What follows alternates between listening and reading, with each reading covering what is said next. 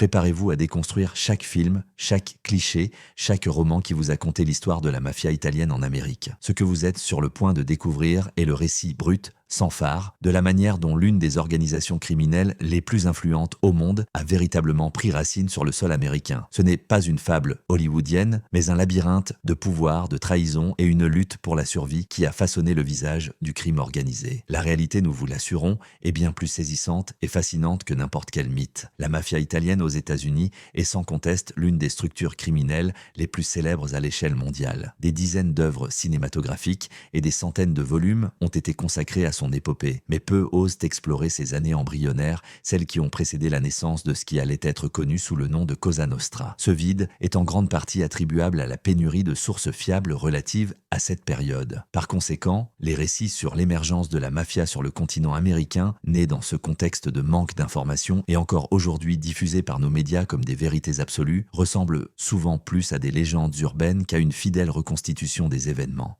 Heureusement, les chercheurs ont aujourd'hui accumulé un corpus d'informations suffisant pour nous permettre d'esquisser une version plus véridique de ces années lointaines. Si donc vous désirez comprendre la véritable nature de Cosa Nostra à l'aube de sa formation aux États-Unis, nous vous invitons à vous immerger dans le monde de la première famille mafieuse au-delà des frontières de la légalité. Avant de nous plonger dans le sujet, il est fondamental de clarifier l'interprétation prédominante sur les origines de Cosa Nostra. Cela aidera ceux qui abordent le sujet à distinguer ma perspective, qui, à mon avis, offre une lecture plus précise et fondée. En somme, jusqu'à récemment, on croyait qu'avant l'année 1931, la mafia américaine était un ensemble de bandes peu organisées, constamment en lutte pour imposer leur chef comme le capo di tutti i capi, chef de tous les chefs des mafieux américains. On affirmait également que les mafieux de la vieille garde, immigrés en Amérique déjà à l'âge adulte, les soi-disant Mustache Pits, refusaient catégoriquement de collaborer non seulement avec des membres d'autres nationalités, mais même avec des Italiens d'origine non sicilienne. Cette approche était cependant contestée par les représentants de la nouvelle école de mafieux nés ou arrivés en Amérique jeune.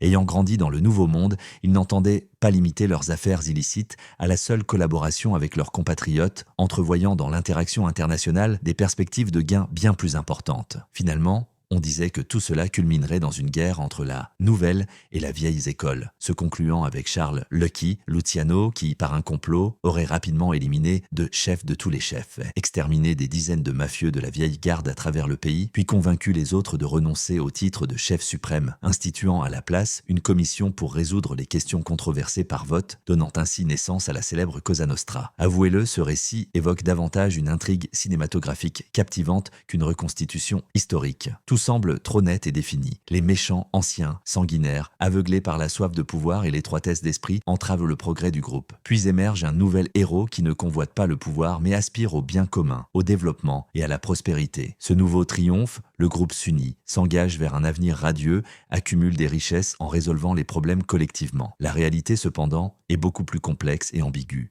Il s'est avéré que anciens et nouveaux n'étaient pas si dissemblables et ont coexisté pacifiquement aussi bien avant qu'après l'année 1931. Bien que la mafia ait évolué au fil du temps, son histoire ne compte pas de prophète réformateur qui ait marqué un net avant et après. L'épopée de Cosa Nostra est imprégnée de bien plus de nuances que le simple noir et blanc, et les causes et l'ampleur des changements divergent significativement de ce que la plupart des gens continuent d'affirmer. La première mention fiable de la mafia américaine remonte à la famille Matranga de la Nouvelle-Orléans, attestée entre les années 1870 et 1880. Logiquement, notre histoire aurait dû débuter avec eux. Cependant, il y a un « mais » significatif. La Nouvelle-Orléans n'a jamais été le cœur des événements que l'on peut qualifier de centraux dans l'histoire de Cosa Nostra. Tout ce qui est plus pertinent durant cette période se déroulait à New York. C'est là que résidaient tous les chefs de tous les chefs, là que se déchaîna le conflit le plus vaste, connu sous le nom de guerre de Castellamarese, qui, d'une manière ou d'une autre, impliqua toutes les autres villes. C'est là que se trouvait la plus grande diaspora italienne, qui conduisit à la création, dans une seule ville, de pas moins de 5 familles mafieuses. Tout ce qui se passait alors à New York, d'une manière ou d'une autre, influençait la mafia dans tout le pays. C'est pourquoi notre récit actuel ne commence pas à la Nouvelle-Orléans, mais sur le territoire de la Grosse Pomme. L'histoire de la mafia de New York débute généralement avec le premier chef de tous les chefs, connu de Cosa Nostra, Giuseppe Morello, et sa famille criminelle homonyme. Bien que cette figure soit effectivement fondamentale pour le récit de la période à cheval sur le 19e et le 20e siècle, et que son histoire constitue la base de la première partie de notre exposé, il convient d'abord de mentionner des témoignages plus anciens de la présence mafieuse à New York. Dans de nombreux cas, ces exemples manquent de preuves irréfutables et ne doivent pas être considérées comme la vérité ultime. Cependant, le simple fait que les preuves de l'existence de la mafia sur le territoire de la Grosse Pomme remontent à plusieurs décennies avant ce qui est communément accepté suggère que l'histoire de cette organisation pourrait avoir des racines bien plus profondes que ce que nous connaissons aujourd'hui. Les toutes premières attestations de la mafia américaine nous ramènent aux années 1860 et sont liées à un individu nommé Michele Serramonte qui, selon diverses sources, était affilié à la mafia en Sicile, avant de s'installer en Amérique où il se consacra à la falsification de monnaie. Selon les chercheurs, Serramonte pourrait avoir été le premier boss mafieux de New York. 19 ans plus tard, la presse locale publia une série d'articles sur l'immigré Rosario Milli et ses 3 subordonnés, membres d'une organisation secrète dénommée la Mafia. Les journalistes identifièrent Milli comme le chef de cette association. Et 9 autres années plus tard, à New York, se produisit le meurtre d'un homme nommé Antonio Flacomeo qui, comme il s'est avéré par la suite, était un informateur de la police. Il avait réussi à fournir au détective Thomas Byrne des informations sur une société criminelle secrète d'Italiens, nommant parmi ses membres lui-même Prospero Carlo et Vincenzo Quartararo, ainsi que les frères Carmelo et Raimondo Faraci, liés au Michele Serramonte déjà cité. L'enquête sur cette affaire conduisit en outre les forces de l'ordre à émettre l'hypothèse qu'un autre fondateur potentiel de la mafia de New York pourrait être le bandit sicilien Giuseppe Esposito, qui fonda sa famille en 1878, et le suicide de Flacomeo, selon leur version, fut une vengeance pour sa trahison envers Esposito. Enfin, le même meurtre nous mène à un homme nommé Candolaro Butine, qui premièrement fut l'un des participants possibles à la conspiration contre Flacomeo et deuxièmement fut arrêté en 1896 sous l'accusation de falsification de monnaie. L'enquête sur ce dernier révéla que, selon une version, Butine était le chef de la mafia locale, et selon une autre, il était l'exécuteur d'un véritable boss nommé Nicola Taranto. Comme il ressort des observations précédentes, les mentions de la mafia commencèrent à apparaître à New York dès le milieu du XIXe siècle, et tous ceux qui étaient identifiés comme des membres potentiels étaient, d'une manière ou d'une autre, interconnectés. Cependant, pour le moment, nous ne pouvons accepter ces théories comme des vérités absolues en raison d'une base de preuves trop limitée. Et bien que je recommande vivement de les prendre en considération comme une alternative au déroulement des événements, dans notre récit, nous considérerons Giuseppe Morello, dont nous allons maintenant parler, comme le fondateur avéré de la mafia de New York. La vie et l'œuvre de Morello ne représentent pas seulement l'histoire d'un individu. Tout ce que nous savons de l'existence et des activités de la mafia dans la période allant de 1890 à 1910 s'est essentiellement concentré sur son parcours, et Giuseppe lui-même fut une figure centrale dans la formation de la mafia new-yorkaise de ces années. Par conséquent, le récit qui suit n'est pas tant une biographie personnelle qu'une description de la genèse de Cosa Nostra et de la manière dont les premiers mafieux américains vivaient et agissaient. Morello naquit en 1867 à Corleone, en Sicile.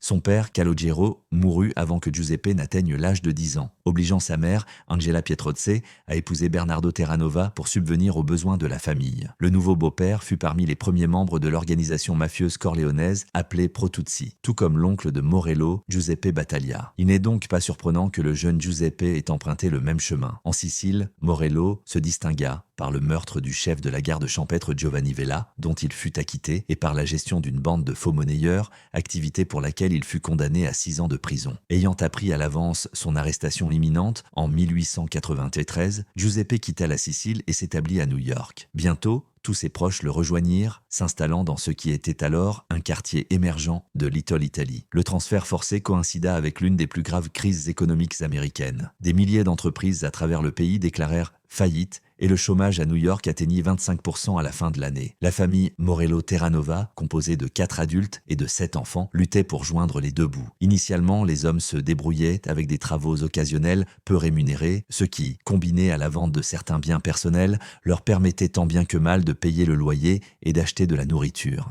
Mais à la fin de l'année, la situation à New York devint si désastreuse que Giuseppe se rendit en Louisiane pour trouver un emploi dans les exploitations agricoles. Il y travailla d'abord comme vendeur de fruits, puis dans les champs de canne à sucre, permettant au reste de la famille de le suivre. Pourquoi, vous demanderez-vous, un couple de mafieux comme Morello et son beau-père ne reprirent-ils pas immédiatement leurs activités criminelles à leur arrivée, mais se consacrèrent-ils à des travaux honnêtes? La raison était prosaïque. Giuseppe avait une condamnation en suspens en Sicile et pendant 3 ans, il ne devait pas attirer l'attention des autorités américaines. Selon les lois de l'époque, les immigrants qui avaient vécu aux États-Unis pendant plus de 3 ans obtenaient l'immunité contre l'expulsion. Morello devait donc passer inaperçu pendant 3 ans, se faisant passer pour un citoyen respectable afin de ne pas être expulsé en Italie où il aurait été immédiatement incarcéré pour 6 ans. C'est pourquoi lui et sa famille travaillèrent jusqu'à la fin de l'année 1896, d'abord dans les champs de Louisiane puis dans les plantations du Texas. Morello fit son retour à New York au début de l'année 1897. À cette époque, la crise économique avait été surmontée et la communauté italienne avait plus que triplé par rapport à l'année 1893. Le quartier de Little Italy prospérait, offrant à des individus comme Morello de nombreuses opportunités pour des activités criminelles. Cependant, les premières entreprises connues de Giuseppe, lancées après son retour, étaient tout à fait légales. Avec son beau-père, il se consacra au plâtrage et personnellement, il gérait un petit dépôt de charbon, un bar et une fabrique de dattes. On ne peut que deviner d'où il tira les fonds pour les ouvrir, mais il semble qu'il n'ait pas été formé à la gestion d'entreprise car toutes ces nouvelles activités, à l'exception de celles en commun avec son beau-père, firent faillite. Ainsi, en 1898, Morello revint à la profession de faux monnayeur. C'est à peu près à cette période qu'il obtint le titre de boss de sa famille mafieuse. Il est important de noter que les familles, même à l'époque, n'étaient pas créées simplement par la volonté de quelqu'un. Morello devait obtenir une autorisation pour cela. D'où il l'obtint, cependant, on ne peut le dire avec certitude. Cela pouvait être la Nouvelle-Orléans, où la mafia avait des racines plus profondes. Cela pouvait être la Sicile en tant que patrie directe de la société secrète. Et enfin, cela pouvait aussi être New York, si l'on considère les hypothèses sur l'émergence de la mafia dont nous avons parlé précédemment. Ces hypothèses n'excluent même pas la possibilité qu'il ait pu prendre le commandement d'une famille déjà existante. Quoi qu'il en soit, 1 an après son retour à New York, Giuseppe devint un boss mafieux et reprit les activités illicites. Il n'est pas surprenant qu'il ait choisi précisément la falsification. Premièrement, il s'en était déjà occupé en Sicile et deuxièmement, à New York, il y avait beaucoup d'autres Siciliens qui faisaient la même chose, donc il n'y aurait pas eu de problème de personnel. Morello forma un groupe d'Italiens de confiance qui s'occupait directement de la fabrication des faux. Et pour la distribution par l'intermédiaire d'un de ces hommes, il embaucha quelques petits bandits irlandais. Sur le papier, tout était parfait. Seuls ces hommes connaissaient le lieu de production et sur le terrain, les Irlandais risquaient leur peau. De plus, Giuseppe ne livrait jamais personnellement les falsifications pour la distribution, confiant toutes ces questions à son homme nommé Calogero Maggiore. Morello, comme un vrai boss, restait en retrait et observait comment tout fonctionnait, lui rapportant de bons dividendes. Sa bande imprimait des billets de 5 $ et les vendait aux Irlandais pour 2 $ l'unité. Soit dit en passant, à cette époque, un travailleur gagnait 2 $ par jour. Et bien que la production de Morello ne fût pas d'une grande ampleur, ils imprimaient environ 200 billets par mois, cela lui rapportait environ 400 $, l'équivalent de 10 salaires mensuels d'un ouvrier normal. Cette activité servit fidèlement Morello pendant 2 ans, après quoi elle fut démantelée par le service secret, qui à l'époque s'occupait directement de la lutte contre les faux monnayeurs. Les autorités parvinrent à arrêter les distributeurs irlandais ainsi que Maggiore qui leur fournissait les faux billets. Cependant, il ne fut pas possible de prouver l'implication de Morello. Cela ne signifiait pas pour autant que Giuseppe ait immédiatement renoncé à cette méthode de gain. Pour assurer une plus grande sécurité, il transféra la machine à imprimer et les matrices en Sicile, organisant la production là-bas. Les falsifications imprimées en Italie étaient ensuite expédiées aux États-Unis par l'intermédiaire de l'entreprise d'un autre mafieux, nommé Ignazio Lupo, propriétaire d'une entreprise de gros de produits alimentaires. L'argent était caché dans des bocaux d'huile d'olive et, une fois arrivé, il était distribué, non plus par l'intermédiaire des Irlandais, mais avec l'aide d'autres Siciliens, dans tout le pays. À cette époque, Morello, en tant que nouveau boss, avait établi des contacts avec des mafieux dans d'autres villes d'Amérique et les utilisait pleinement pour la collaboration. Et naturellement, les méthodes de gain de la jeune famille mafieuse ne se limitaient pas à la fabrication de faux billets. Ils se consacraient également au racket, extorquant de l'argent à leurs compatriotes entrepreneurs pour travailler sans incident. Ce qui, compte tenu de la large diffusion à l'époque des activités d'extorsion de la main noire, n'était pas du tout difficile et ne nécessitait pas toujours l'usage de la force, car contrairement à la main noire, les mafieux prenaient beaucoup moins, bien que de manière continue. La main noire, pour ceux qui l'ignorent, était le nom d'un type d'extorsion répandu parmi les immigrants italiens de cette période, où les bandits envoyaient à la victime une lettre avec l'image d'une main noire et la demande d'une certaine somme d'argent. En cas de non-paiement, la victime pouvait être tuée. Au premier stade de l'étude des communautés communautés criminelles italiennes, la main noire était souvent confondue avec la mafia, ou même ces concepts étaient réunis en un tout, ce qui est fondamentalement erroné. La main noire est le nom d'un type d'extorsion, non d'une communauté criminelle, et elle n'était pas pratiquée uniquement par les mafieux. Au contraire, dans la plupart des cas, il s'agissait de personnes non liées à la mafia, car l'organisation criminelle sicilienne était encore trop petite, et les crimes de la soi-disant main noire se comptaient par centaines, voire par milliers par an. Cependant, les hommes de la mafia exploitèrent volontiers la fâcheuse réputation des extorqueurs de la main noire. Mieux encore, ils perfectionnèrent même leur approche. Les mafieux pouvaient écrire une lettre de menace, puis proposer eux-mêmes leur aide pour résoudre l'affaire, rendant la victime redevable jusqu'à la mort. Par exemple, Morello réalisa l'une de ces escroqueries avec un médecin nommé Salvatore Romano, lequel, après l'aide gratuite reçue, fut contraint de soigner gratuitement tous les nombreux parents de Morello, ce qui l'obligea à quitter New York pour ne pas faire complètement faillite. Outre l'extorsion et le racket, la famille Morello était également impliquée dans le jeu d'argent et la création de divers trusts qui contrôlait des domaines spécifiques du champ économique. Son demi-frère, Vincenzo Terranova, était à la tête d'une entreprise qui contrôlait les livraisons de glace, un bien très important en l'absence de réfrigérateur. Et un autre frère, Ciro Terranova, monopolisa l'ensemble du marché des artichauts, ce qui lui valut même le surnom de roi des artichauts. Cependant, la famille Morello, même avec de tels résultats, était loin du pouvoir des futures générations de mafieux. Toutes leurs activités se concentraient exclusivement dans les quartiers italiens de New York. Et quand je dis que l'un d'entre eux contrôlait quelque chose, volait quelqu'un ou extorquait quelque chose, j'entends exclusivement les quartiers italiens. Dans la première décennie du XXe siècle, New York fourmillait de différentes bandes, dont certaines comptaient jusqu'à 1000 membres. La plupart d'entre elles, bien sûr, n'avaient pas de structure et de hiérarchie rigide, c'est pourquoi, au milieu des années 10, presque toutes se seraient désintégrées. Mais pour le moment, elles représentaient une force très sérieuse, de surcroît soutenue par l'organisation politique Tammany Hall. Ainsi, les premiers mafieux n'avaient d'autre choix que de terroriser leurs compatriotes à Little Italy. De plus, la composition des familles d'alors ne dépassait pas 20 à 30 membres, ce qui était une autre raison de ne pas s'aventurer au-delà d'une diaspora de compatriotes qui leur était si familière. Néanmoins, leur taille réduite n'était pas seulement une faiblesse, mais aussi une force. La plupart des membres de la famille Morello venaient de Corleone, et beaucoup d'entre eux étaient également apparentés. Cela signifiait qu'ils pouvaient toujours compter les uns sur les autres, ce qui rendait extrêmement difficile pour les autorités de les contraindre à témoigner. De plus, Morello, pour réduire davantage cette possibilité au minimum, imposait une discipline très stricte au sein de son organisation, punissant les moindres infractions susceptibles d'attirer l'attention des autorités de la manière la plus sévère.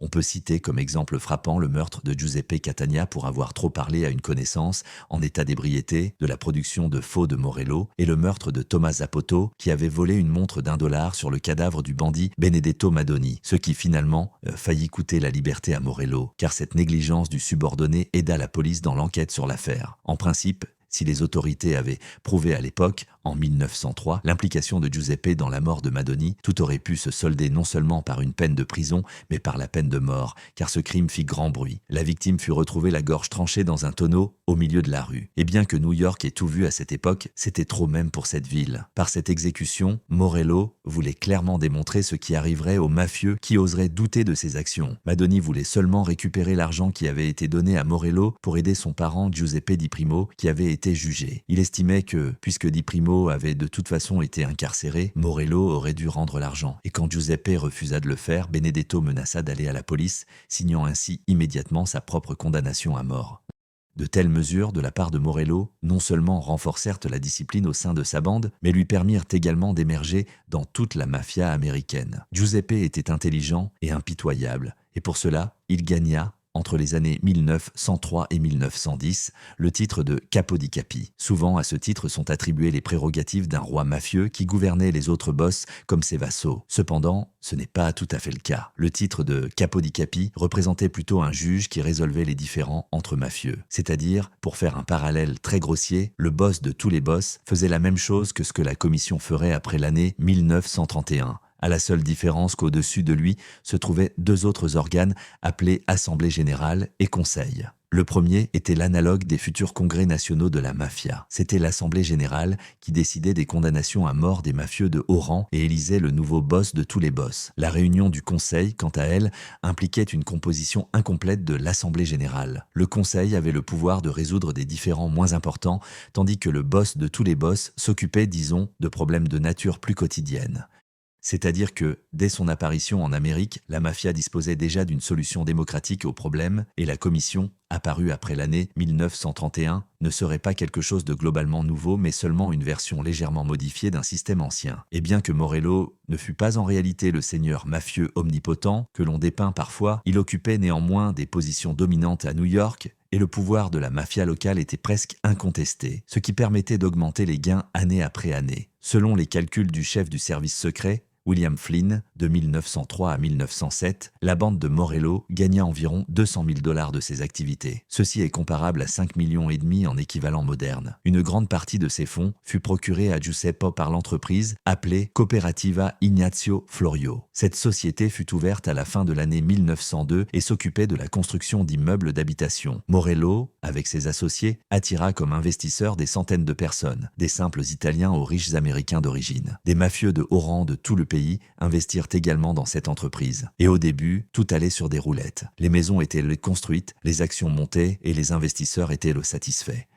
Mais ensuite arriva la crise de 1907, qui par son ampleur n'était pas très inférieure à la crise de 1893. Et la Cooperativa Ignazio Florio prit fin. Les prix des terrains et des maisons s'effondrèrent, entraînant avec eux le cours des actions de la société. Et les investisseurs réclamaient leur placement. Si Morello pouvait ignorer d'une certaine manière les poursuites des citoyens respectueux des lois, il ne pouvait pas faire de même avec les demandes de ses collègues du secteur. Malgré ses lettres de créance de chef de tous les chefs, une menace réelle de condamnation à mort pesait sur lui. L'argent devait être récupéré le plus rapidement possible et Giuseppe décida que la meilleure façon de le trouver était de l'imprimer lui-même. Et comme à cette époque, l'entreprise de contrefaçon en Sicile lui était, pour une raison quelconque, inaccessible. Il fallait organiser un nouvel atelier aux États-Unis. Acculé, Morello se hâta de rouvrir la production et commit une erreur fatale qui lui coûta la liberté. Il impliqua dans le travail de fabrication de faux billets une personne extérieure. Le typographe Antonio Comita fut trompé et impliqué dans cette entreprise et après la conclusion des travaux en 1909, il ne fut pas éliminé comme témoin indésirable. Le service secret remonta la piste de Morello à l'automne de l'année 1909, arrêtant Giuseppe et ses complices potentiels. La situation était telle que, sans la confession d'aucun des participants au crime, Morello aurait pu encore une fois échapper à la punition. Mais l'arrestation d'Antonio Comita, survenue quelques mois plus tard, fit pencher la balance du côté des autorités. Le témoignage de Comita, rendu au tribunal, convainquit le jury de rendre un verdict de culpabilité. Morello, conscient des peines prononcées par le passé pour des affaires similaires, espérait passer en prison de 3 à 5 ans. Par conséquent, lorsque le juge annonça la condamnation à 25 ans, il s'évanouit directement sur le banc des accusés. Outre Giuseppe, 7 autres personnes furent condamnées dans cette affaire. 6 d'entre elles reçurent de 20 à 15 ans, et le plus proche collaborateur de Morello, Ignazio Lupo, reçut la peine la plus longue, 30 ans de réclusion. Une si longue détention pour Giuseppe Morello signifiait une seule chose, la plus puissante famille mafieuse avait été décapitée. Et comme nous le savons, là où l'on coupe une tête, 2 autres apparaissent immédiatement. Les familles mafieuses, qui jusqu'alors étaient restées dans l'ombre, commencèrent immédiatement à sortir au grand jour et à s'entre-déchirer impitoyablement pour leur place au soleil. Après que Giuseppe Morello fut jeté derrière les barreaux pour un quart de siècle, l'histoire de la mafia de New York entra dans sa période la plus sombre et la plus sanglante. Une guerre de clans succédait à l'autre et les têtes des boss roulaient plus vite que des boules de bowling. Mais avant de nous plonger au cœur des événements, je veux vous proposer premièrement de vous familiariser avec les protagonistes du récit suivant afin de ne pas avoir à expliquer à chaque fois qui est qui et deuxièmement d'entendre comment et selon quels principes se formèrent sa première famille mafieuse. Ce qui sera également très important pour comprendre l'intrigue future. Les 5 familles de New York furent créées par des groupes d'Italiens originaires de 3 régions de Sicile, Palerme, Corleone et Castellammare del Golfo. Désormais, je les nommerai le clan des Palermitains, le clan des Corleonais et le clan des Castellamares. Les Palermitains représentaient probablement le groupe le plus nombreux de New York. Cela était dû au fait que Palerme et les villes environnantes étaient simplement plus grandes que les autres régions, et donc beaucoup plus de mafieux de là-bas arrivèrent sur les rives du Nouveau Monde. La première mention d'un clan criminel de Palermitains nous ramène à l'année 1896, aux figures déjà mentionnées de Candolaro Butin et Nicola Taranto. Apparemment, l'un d'eux fut l'un des premiers boss de cette famille mafieuse. Comme vous vous en souviendrez, ce duo fut arrêté en 1896 pour falsification de monnaie, après quoi la trace de l'administration du clan se perd pendant plusieurs années, refaisant surface seulement en 1902 et nous reliant au nom d'Ignazio Lupo. En général, pendant longtemps, Lupo fut considéré uniquement comme le second de Giuseppe Morello. Mais comme le montrent les données récemment divulguées, il fut très probablement celui qui prit le commandement des Palermitains en 1902. Plusieurs faits en témoignent. Premièrement, une lettre du mafieux de la Nouvelle-Orléans, Francesco Matise, qui écrivit à Morello. Dans celle-ci, Matise se portait garant pour un autre mafieux qui, comme il l'écrivait, se trouvait dans la maison de Lupo. Seulement, dans la maison ne signifiait pas habiter dans un bâtiment, mais l'appartenance à un clan criminel. Cela est également confirmé par la biographie de Joseph Bonanno, où il s'exprimait de la même manière en décrivant la rencontre entre Maranzano et Masseria, où le premier se décrivit comme appartenant à la maison de Chiro, le clan d'un autre boss de ces années. Et deuxièmement, plusieurs informateurs de la police affirmèrent que Lupo, lors des réunions, parlait avec Morello d'égal à égal et dans certains cas pouvait même l'interrompre, prenant la parole pour lui-même, ce qui indiquait leur parité de position.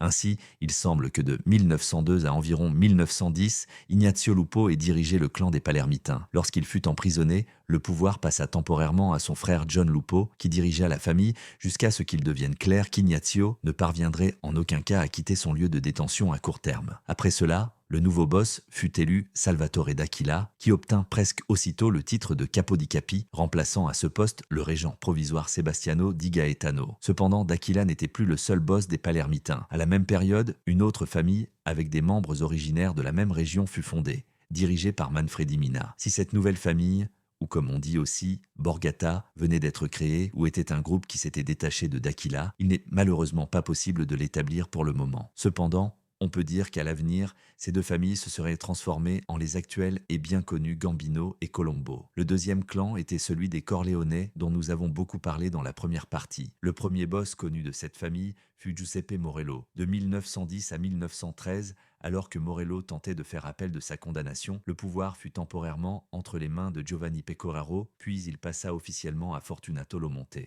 Jusqu'à 1920, les Corleone agirent sur un front unique pour ensuite se diviser en deux factions, dirigées par Joe Masseria et Gaetano Reina. À l'avenir, celles-ci deviendraient respectivement les familles Genovese et Lucchese. Le troisième clan, qui allait plus tard devenir la famille Bonanno, était composé principalement de personnes originaires de la région de Castellamare et del Golfo. Le premier boss connu des Castellamareses fut Paolo Orlando, arrivé pour la première fois en Amérique en 1900. Orlando resta à ce poste jusqu'à environ 1910, après quoi il démissionna volontairement. Son successeur fut Sebastiano di Gaetano, qui, à cette période, occupa également le rôle de chef de tous les chefs. Di Gaetano quitta ses deux fonctions en 1912 et la Borgata Castellamarese fut dirigée par Nicola Chiro, qui se retira en faveur de Salvatore Marenzano seulement en 1930. Comme vous l'aurez probablement compris, les futures 5 familles, à l'aube de leur naissance, se sont formées selon un principe de parenté ou d'origine. Et il n'y a rien d'étrange à cela, si l'on considère que la mafia est avant tout une société secrète et seulement ensuite criminelle. Les leaders des jeunes Borgata américaines rassemblaient autour d'eux ceux qu'ils connaissaient personnellement ou ceux pour qui ils pouvaient nous garantir des connaissances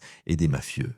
Et si l'on se souvient qu'à cette époque, ils étaient tous des immigrants de première génération, à quelles recommandations auraient-ils pu se fier sinon aux paroles de complices qu'ils connaissaient encore en Sicile? Ainsi, il arrivait qu'un Corleone hypothétique qui arrivait aux États-Unis se liait à d'autres Corleone comme lui. Et pour que ce Corleone hypothétique ne court pas dans Little Italy en criant « Je veux entrer dans la mafia », le leader de la Borgata dont il faisait partie en Sicile lui donnait une sorte de lettre de recommandation et envoyait également un message au boss américain sur l'arrivée de cette personne. Et le boss, par exemple, à New York, décidait lui-même de l'accepter ou non. Outre l'échange de personnel entre l'Amérique et la Sicile, il existait également des contacts commerciaux consolidés. Cependant, ils étaient purement au niveau personnel. Il n'a jamais existé d'organisation commune. La mafia en Amérique est une société, la mafia en Sicile en est une autre. Peut-être que pour l'organisation des toutes premières Borgata, les Italiens se tournaient vers la patrie pour demander la permission, mais à la période dont nous parlons, une communauté autonome existait déjà aux États-Unis. Et tous les discours sur l'unité découlent du fait que la première génération de mafieux américains avait encore des liens personnels très forts avec la Sicile et collaborait souvent avec les hommes d'honneur locaux. À ce stade, je crois que la partie introductive, pour ainsi dire théorique, est suffisante. J'espère que vous avez une compréhension claire de ce que représentait la mafia de New York en ces années-là, car nous nous dirigeons directement au cœur des événements et commençons le récit de la période la plus tumultueuse de Cosa Nostra. La soi-disant première guerre de la mafia qui eut lieu entre la bande de D'Aquila d'une part et les bandes de Mina, Chiro et Morello d'autre part, n'eut en réalité pas beaucoup de victimes et représenta plus qu'une guerre mafieuse à grande échelle, un conflit tout à fait naturel pour la redistribution du pouvoir après l'incarcération des principaux boss de Cosa Nostra, Giuseppe Morello et Ignazio Lupo. D'Aquila, qui après cela obtint le contrôle de la plus grande borgata de New York et le titre de chef de tous les chefs, se trouva dans la position la plus forte par rapport aux autres familles. La famille de Mina venait d'être fondée, les Ciro n'avaient pas eu une grande influence jusqu'alors, et les Morello étaient affaiblis par l'incarcération de leur boss et par des luttes internes, dont nous parlerons plus tard. Cette situation, pour l'autoritaire d'Aquila, était un terrain idéal pour étendre davantage ses intérêts, ce qui naturellement ne plut pas aux trois familles restantes, qui se rangèrent contre lui sur un front unique.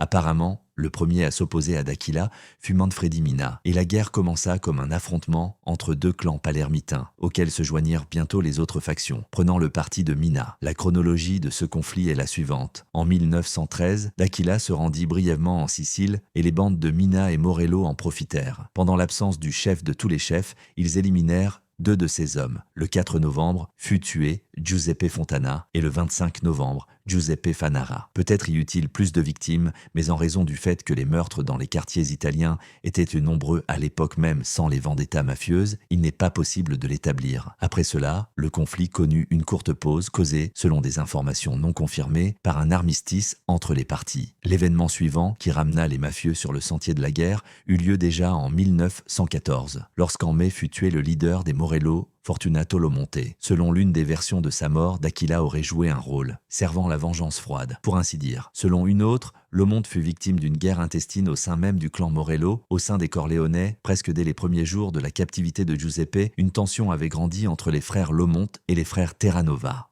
Les premiers, au début de leur commandement, avaient refusé de venger la mort du fils de Giuseppe Morello et neveu des frères Terranova. Calogero, Morello, Terranova, le faisant sans leur permission, divisant ainsi la faction en deux camps. Dans une telle situation, les Lomonte auraient dû faire preuve du maximum de diplomatie pour ressouder la famille, ce qu'ils ne parvinrent, bien sûr, pas à faire. Le prochain obstacle fut la question des territoires du bandit et homme politique Joe Gallucci. Les Terranova voulaient tuer Gallucci et prendre le contrôle de ses possessions. Les Lomonte, en revanche, avaient en fait des relations étroites avec Gallucci et travaillaient même pour lui comme garde. Il est donc très probable que Fortunato ne soit pas tombé sous la main de D'Aquila, mais par les efforts des frères Terranova, qui s'emparèrent ensuite avec joie des territoires de Joe Gallucci. Il en va de même pour les meurtres des deux membres suivants de la famille Morello. Le 7 octobre 1915 fut éliminé Ippolito Greco, qui avait remplacé Fortunato Lomonte comme boss, et le 13 octobre fut tué Domaci Lomonte, frère de Fortunato. D'une part, D'Aquila aurait pu le faire car après ses morts, il consolida définitivement sa domination à New York. D'autre part, cela était également avantageux pour les frères Terranova, car ce furent eux qui prirent le commandement de la Borgata Morello après l'élimination de Greco et Lomonte.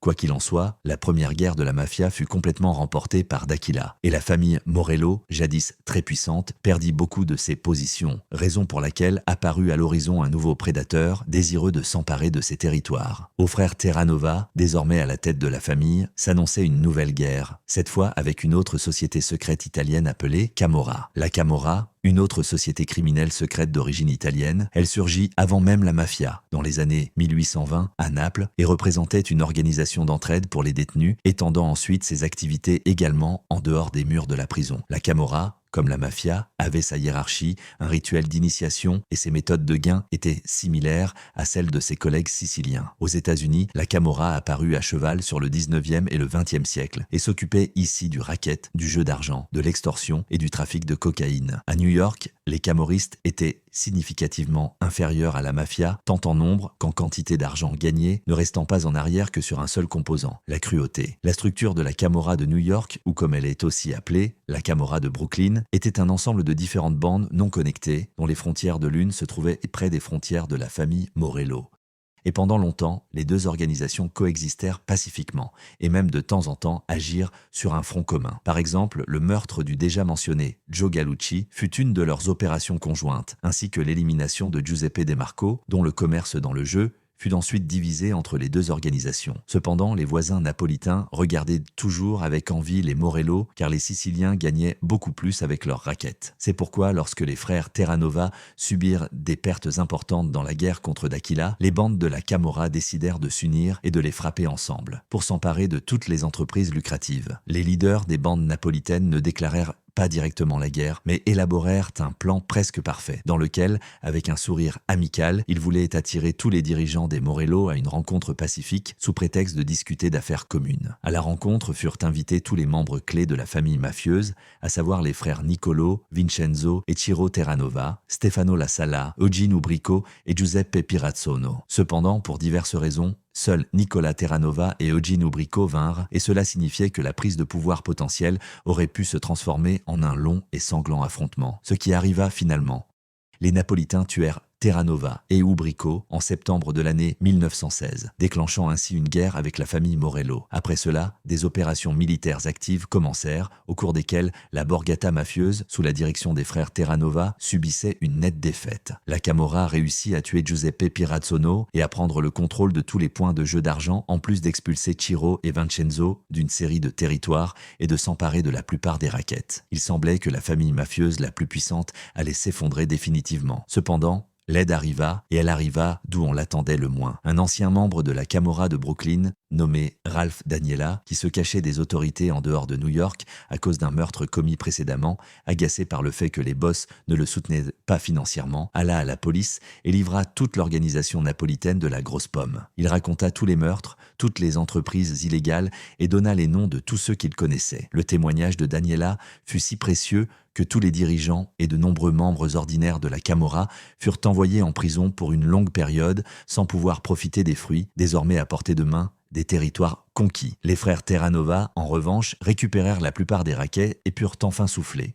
Ils ne savaient pas encore que, littéralement quelques années plus tard, la très attendue libération de leur demi-frère Giuseppe Morello se transformerait non pas en un nouveau chapitre dans le développement de la famille, mais en un autre conflit sanglant. Dans le chapitre précédent, j'ai dit que la famille Morello était dirigée par les frères Terranova, mais j'ai omis un petit détail. Je n'ai pas mentionné le nom de Salvatore La Iacona, auquel est liée une histoire plutôt complexe. La Iacona, apparemment, était une marionnette de D'Aquila, et pour lui, après la mort de Fortunato Lomonte, il dirigeait le groupe qui s'était détaché de la bande des Terranova. La Iacona aurait même pu être impliquée dans le meurtre de Lomonte, après quoi la famille se divisa entre les partisans des Terranova et ceux de la Iacona. Naturellement, lorsque Giuseppe Morello fut libéré au printemps de l'année 1920, il ne fut pas du tout satisfait de cet état de fait. Si les Terranova étaient prêts à lui jurer à nouveau fidélité, la Iacona n'avait pas l'intention de le faire. Par conséquent, dès décembre de la même année, il fut éliminé et la plupart de ses hommes retournèrent auprès de Morello. Cependant, l'ancien chef de tous les chefs avait clairement surestimé ses forces et son influence, commettant un meurtre non autorisé du chef de famille. Premièrement, plusieurs hommes de la Iacona jurèrent publiquement vengeance pour la mort de leur boss.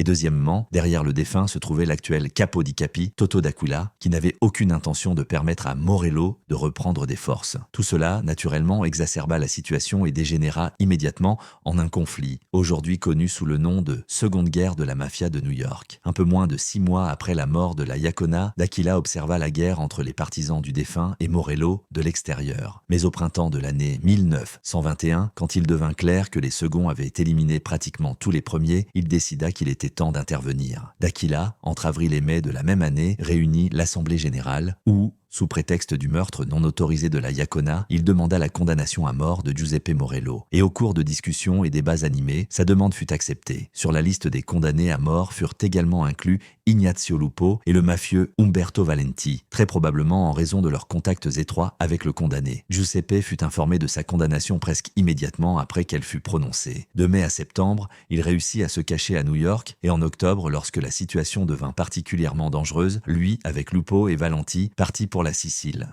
Et apparemment, sa situation était vraiment catastrophique. S'il osa retourner dans sa patrie avec une condamnation de 6 ans de prison, non encore purgée. La seule possibilité pour Morello de revenir à New York sans crainte pour sa vie était l'ami d'Umberto Valenti, nommé Nicola Gentile. Gentile était à cette époque un mafieux, très respecté avec des contacts dans tous les États-Unis. Et Morello et Valenti lui demandèrent de convaincre les boss de tout le pays de réunir à nouveau l'Assemblée générale et de reconsidérer leur condamnation à mort. Gentile accepta d'aider et pendant une année entière, il parcourut parcouru l'Amérique, négociant avec les leaders des Borgata locales. Pour comprendre à quel point il se dévoua à la cause, son voyage peut être comparé à un jeu vidéo, par exemple The Witcher 3, où le protagoniste, pour accomplir une mission, doit rencontrer une dizaine de personnages, chacun d'eux le dirigeant vers deux autres personnes. Et pour tout cela, il devra accomplir une quête. Gentil fit quelque chose de similaire. Il négocia et aida les boss de tout le pays et finalement accomplit avec succès la mission, libérant Morello de l'épée de Damoclès qui pesait sur lui. La seule condition pour la révocation de la condamnation était que Giuseppe n'aurait plus le droit d'occuper la fonction de boss de la famille. Et pendant tout le temps où Gentile révoquait la condamnation à mort de Morello et Giuseppe lui-même tentait d'éviter d'être atteint, New York ne connaissait pas la paix. Malgré l'absence des condamnés, au moins 6 personnes moururent cette année-là dans l'affrontement entre Morello et D'Aquila. Et la révocation de la condamnation ne changea pas la situation. Dès le retour de Giuseppe, son demi-frère et par coïncidence, nouveau boss de la famille, Vincenzo Terranova, fut tué. De plus, après la déclaration de hors-la-loi de Morello, une faction dirigée par Gaetano Reina se sépara de la famille, qui était désormais hors de sa juridiction. Dans une telle situation, Giuseppe, qui n'avait pas le droit de diriger la Borgata, ne pouvait s'opposer à D'Aquila qu'en soutenant un nouveau mouvement, comme boss de la famille, la candidature de Joe Masseria. Masseria, exploitant habilement les opportunités offertes par la prohibition, se transforma en quelques années en l'une des principales forces de la mafia de New York. D'Aquila, voyant que ses adversaires avaient un nouveau général, convainquit Umberto Valenti de passer de son côté et pointa toutes ses armes sur Masseria. Pendant tout l'été de l'année 1922, les prétendants tentèrent de s'éliminer mutuellement. Masseria, durant cette période, échappa 2 fois à une mort certaine. Les assassins tirèrent presque à bout portant, mais Joe Boss resta chaque fois en vie, ce qu'on ne peut dire du principal tueur à gages de D'Aquila, Valenti, qui fut tué le 12 août 1922. Après cela, les prétendants s'affrontèrent encore pendant environ 1 an, mais personne n'obtint un avantage décisif. C'est pourquoi le 26 août 1923 fut organisée une grande conférence de paix de la mafia, où il fut décidé de cesser le conflit et de déposer les armes, ce qui en réalité signifiait seulement un passage à un état de guerre froide. La mafia et Morello commencèrent à se préparer à une éventuelle reprise de l'affrontement, augmentant le nombre de membres de leur famille. C'est à ce moment-là que Joe Boss commença le premier à accepter des Italiens continentaux dans l'organisation. Frankie Yale, Frank Costello, qui était calabrais, ainsi que Vito Genovese et Willy Moretti, qui étaient napolitains, entrèrent dans la mafia justement grâce à Masseria. La reprise du conflit en 1928 fut en partie liée à cette innovation de Masseria. Cette année-là, il accepta dans la famille le napolitain Al Capone de Chicago, le soutenant contre d'autres mafieux locaux, ce qui ne plut pas à D'Aquila.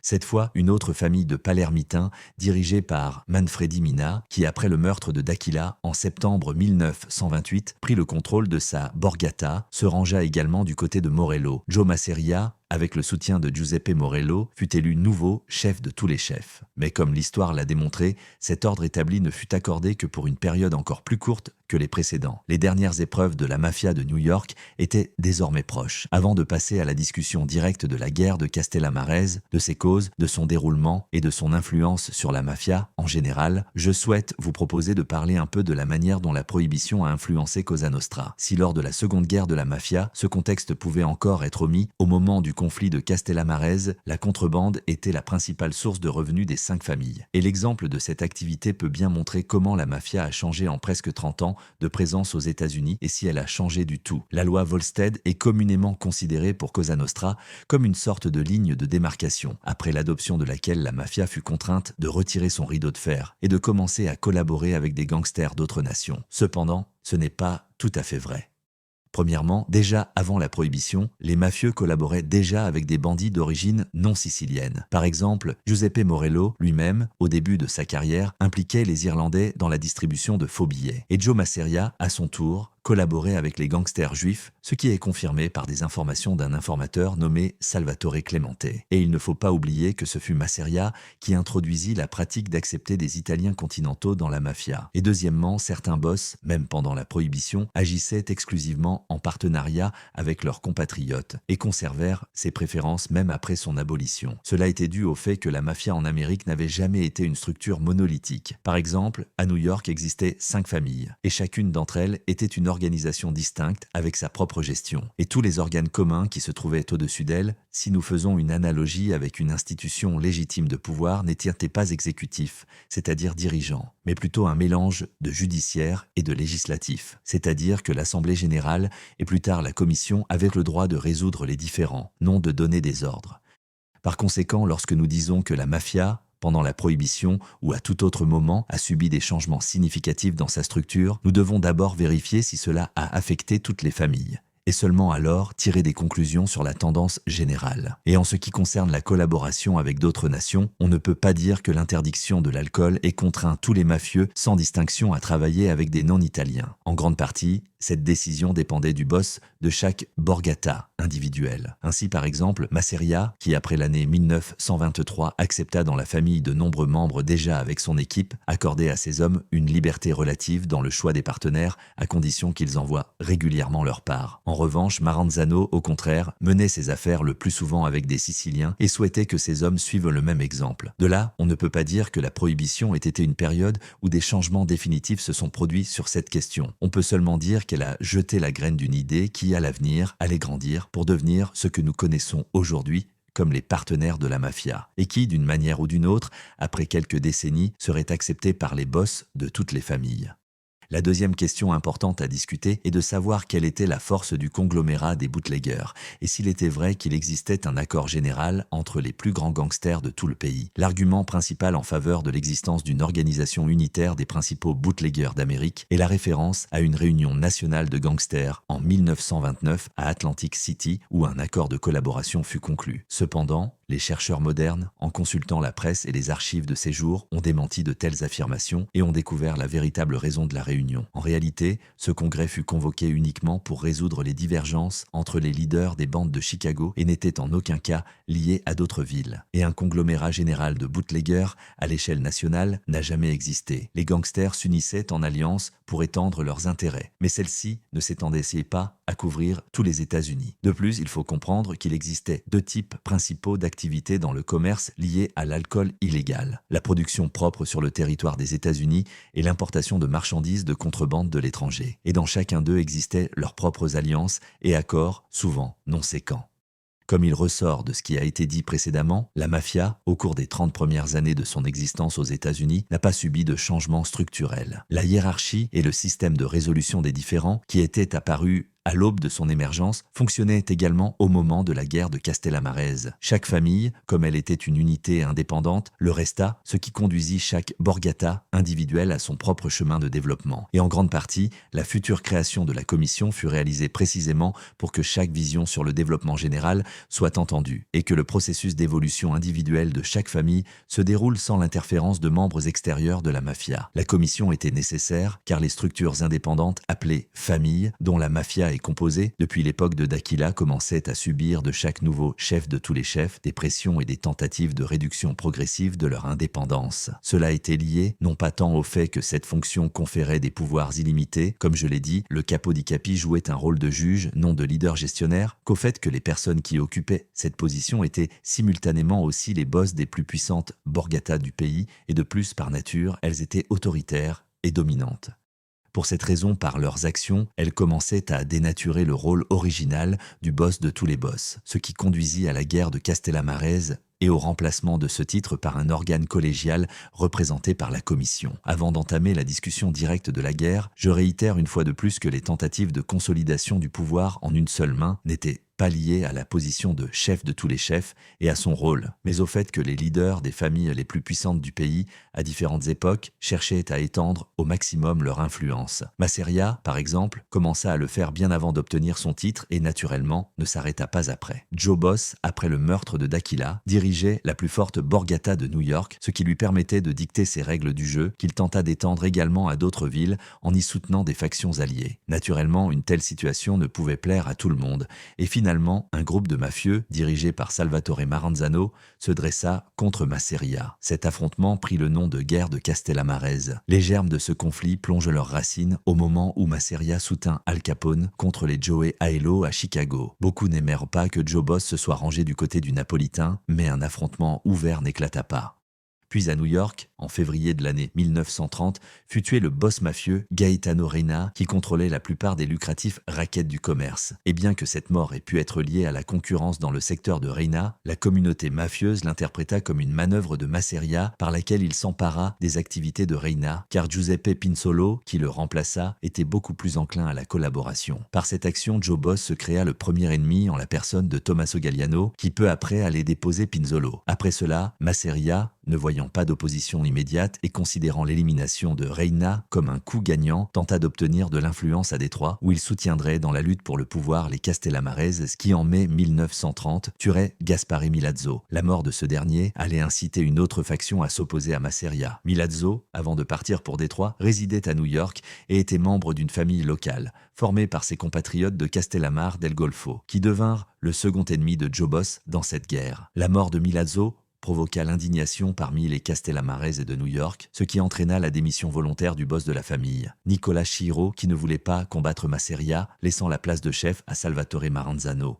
Maranzano, étant un mafieux de haut rang en Sicile, après s'être installé aux États-Unis au milieu des années 1920, fut contraint de commencer sa carrière par le bas. Et il est probable que même ici, il voulait atteindre des sommets significatifs. Pour lui, la guerre avec Masseria ne fut donc pas seulement un moyen de venger un compatriote, mais aussi une opportunité, en cas de victoire, de s'élever au sommet de la mafia américaine. Maranzano prépara le premier coup pendant environ un mois après avoir obtenu le titre de boss. Pendant cette période, il réussit à acheter des armes et à accepter de nouveaux membres dans la famille. La première cible choisie fut Giuseppe Morello, qui était appelé le cerveau et le stratège de Masseria. Maranzano croyait que les actions de Joe Boss étaient dirigées par le cardinal gris Morello et que, en le tuant, la victoire ne serait qu'une question de temps. Et comme il s'avérerait plus tard, il avait en partie raison. En août de l'année 1930, Morello sera tué dans son bureau par le tueur à gages Sebastiano Domenico et un mois plus tard, Tommaso Galliano tuera la marionnette de Masseria, Joe Pinzolo, et prenant le pouvoir dans la famille Reina, passera du côté de Maranzano. Masseria répondit à cela en octobre par le meurtre à Chicago, par l'intermédiaire d'Al Capone, des Joe Aelo, ce qui en principe fut inutile, car seulement un mois plus tard, il allait perdre son plus fort allié à New York.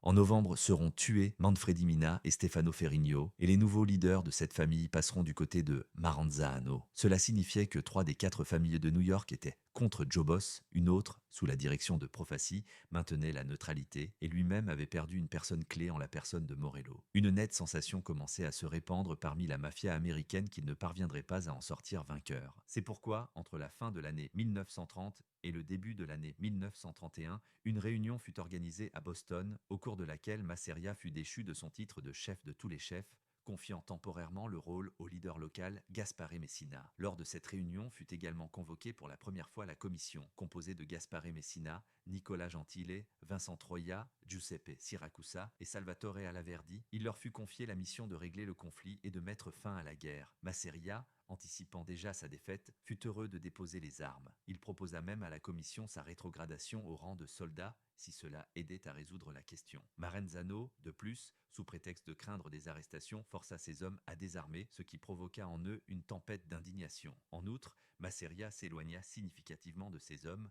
passant la plupart de son temps reclus chez lui.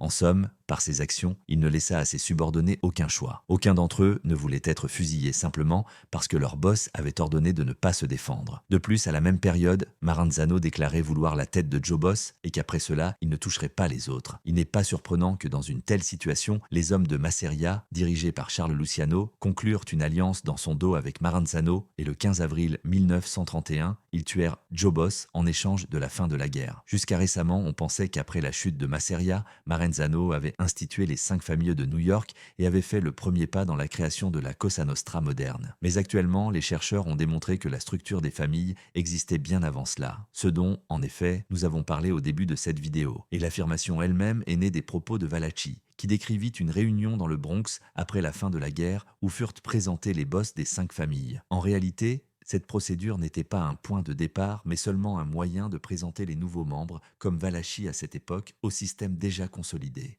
Les seules modifications introduites après cette guerre furent l'interdiction de la double appartenance pour un individu à la fois en Amérique et en Sicile, un phénomène non rare par le passé, et le blocage du recrutement de nouveaux membres. Désormais, les familles ne pouvaient accepter des personnes qu'en remplacement de ceux qui s'étaient retirés des affaires, afin d'éviter à l'avenir des situations où le boss de la Borgata déciderait d'augmenter sa propre influence au détriment de nouveaux membres. Pour le reste, tout resta en place. Simplement maintenant, à la place de Masseria, la famille était dirigée par Luciano, à la place de Mina, Frank Scalise, qui après le meurtre de Maranzano serait remplacé par Vincent Mangano. Et Maranzano lui-même serait ensuite remplacé par Joe Bonanno. Tommaso Galliano et Joe Profaci, quant à eux, resteraient à leur poste. Et Maranzano, jusqu'à sa mort, dont il y a plusieurs raisons, occuperait la fonction de chef de tous les chefs. La première raison de l'élimination de Maranzano fut qu'après sa victoire, il continuait à vivre en guerre. Le dernier chef de tous les chefs ne faisait pas confiance à ses anciens adversaires et malgré sa promesse d'enterrer la hache de guerre en échange de la mort de Masseria, il projetait de les éliminer. Sur sa liste d'élimination figuraient, entre autres, des noms comme Al Capone, Lucky Luciano, Frank Costello, Joe Adonis, Willy Moretti, Dutch Schultz et Vito Genovese.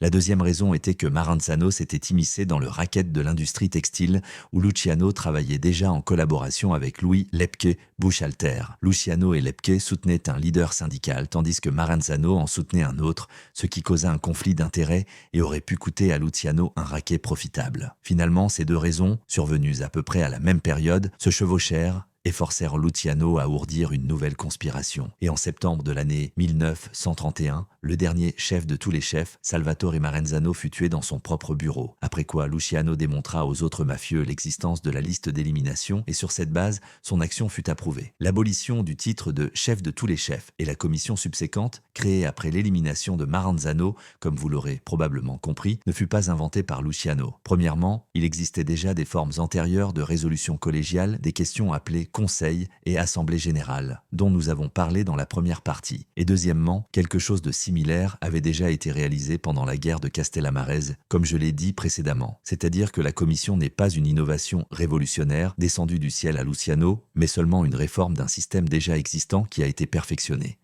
L'Assemblée générale n'était pas si facile à convoquer. Le Conseil avait des pouvoirs limités et le chef de tous les chefs était, comme l'histoire l'a démontré, extrêmement subjectif. C'est pourquoi fut créée une commission composée des boss des familles les plus puissantes du pays qui était facile à convoquer, pouvait résoudre n'importe quelle question et de plus était composée de plusieurs personnes, ce qui réduisait la subjectivité des décisions. Et oui, la commission n'était pas un organe de gestion, c'était un organe de résolution des questions communes. Les affaires individuelles des familles restaient, pour elles, des portes closes. Dans la première composition de la commission entrèrent les chefs des 5 familles de New York, ainsi qu'Al Capone de Chicago et Frank Milano de Cleveland. Et une autre question qu'il est simplement nécessaire de discuter est le positionnement de la guerre de Castellamarese et des meurtres de Masseria et Maranzano, comme une bataille entre la nouvelle et la vieille école, les mafieux américanisés contre les traditionalistes. Premièrement, l'un des arguments en faveur de cela est la création de la commission comme une innovation révolutionnaire de la nouvelle école, chose que nous venons de réfuter. Deuxièmement, aucun des participants aux événements, qui les a ensuite décrits dans sa biographie, n'a positionné le conflit de cette manière. Et troisièmement, il n'est pas tout à fait clair qui doit être considéré comme traditionnaliste et qui comme américanisé. Si nous prenons Luciano comme exemple de gangster américanisé, comment calculer le traditionnaliste ? Par l'âge, eh bien, Luciano au début de la guerre avait un peu plus de 30 ans, mais Joe Bonanno, qui est considéré comme un traditionnaliste, n'en avait pas encore 30. Ou peut-être devrions-nous les définir en fonction de vision progressiste. Alors Masseria, qui le premier commença à accepter des non-siciliens dans l'organisation, n'est plus un traditionnaliste qui a été éliminé par l'américanisé Luciano. Et ainsi il s'avère que ces concepts sont trop vagues et conviennent plus au titre ronflant qu'à la vie réelle. Dans chaque membre de la mafia, il y avait à la fois le traditionnel, l'IR, le respect des règles de l'organisation né il y a des dizaines d'années, et l'américain, c'est-à-dire la recherche d'activités illégales sur le modèle du commerce et du gain. Et toute cette division n'est autre qu'une tentative d'encadrer une histoire plus belle. L'histoire de la mafia initiale ne concerne pas une personne qui a tout changé, et elle ne concerne pas la lutte de l'ancien contre le nouveau. C'est une évolution progressive et la recherche d'un système optimal à travers des erreurs et des dizaines de litres de sang versé.